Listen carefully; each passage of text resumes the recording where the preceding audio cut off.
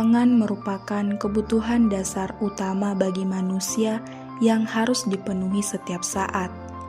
Hak untuk memperoleh pangan merupakan salah satu hak asasi manusia sebagaimana telah tercantum dalam pasal 27 Undang-Undang Dasar 1945 maupun dalam Deklarasi Roma pada tahun 1996.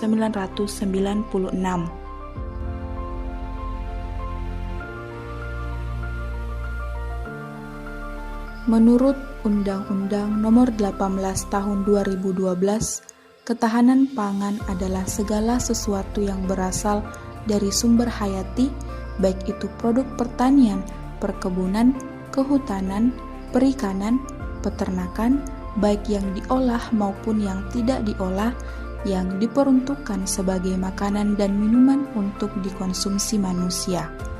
Adapun tujuan dari Undang-Undang Ketahanan Pangan yaitu meningkatkan ketahanan pangan nasional dengan memastikan ketersediaan pangan yang cukup bagi seluruh penduduk Indonesia, kemudian meningkatkan kualitas gizi dengan memperhatikan nilai gizi dalam pangan yang dikonsumsi masyarakat, serta menjaga ketersediaan pangan yang strategis dalam mengamankan pasokan pangan yang penting bagi stabilitas nasional. Ruang lingkup Undang-Undang Ketahanan Pangan yang pertama, ketersediaan pangan, di mana menjamin terpenuhinya kebutuhan pangan dalam kuantitas yang memadai. Kemudian yang kedua ada kualitas pangan, di mana memastikan pangan yang tersedia aman, layak dikonsumsi dan bernilai gizi yang baik. Kemudian yang ketiga konsumsi pangan, di mana mendorong pola konsumsi pangan yang seimbang dan beragam bagi masyarakat. Prinsip-prinsip Undang-Undang Ketahanan Pangan yaitu keterpaduan, di mana pengelolaan pangan yang terintegrasi dari hulu hingga hilir, kemudian keterjangkauan, yaitu mengutamakan aksesibilitas pangan bagi seluruh lapisan masyarakat, kewajaran menjamin adilnya distribusi pangan di seluruh wilayah Indonesia, serta keragaman di mana memperhatikan keanekaragaman lokal dalam produksi dan konsumsi pangan bagi masyarakat.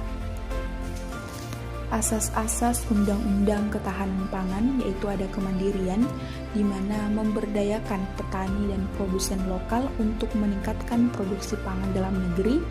Kemudian ada keadilan, di mana memprioritaskan kesejahteraan petani kecil dan kelompok masyarakat yang rentan dalam akses pangan, serta keseimbangan, di mana menjaga keseimbangan antara kebutuhan pangan domestik dan kebutuhan ekspor.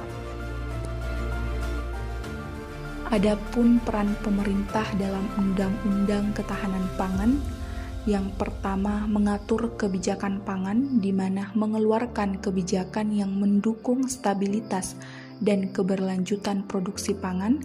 Kemudian yang kedua ada pendampingan petani, di mana memberikan bantuan teknis dan finansial kepada petani untuk meningkatkan produktivitas. Kemudian yang ketiga pemeriksaan dan pengendalian mutu, di mana melakukan pengawasan terhadap kualitas pangan yang beredar di pasaran. Implementasi Undang-Undang Ketahanan Pangan yaitu pengendalian stok pangan, di mana pemerintah harus melakukan pengendalian stok pangan untuk mengantisipasi ketidakstabilan pasokan.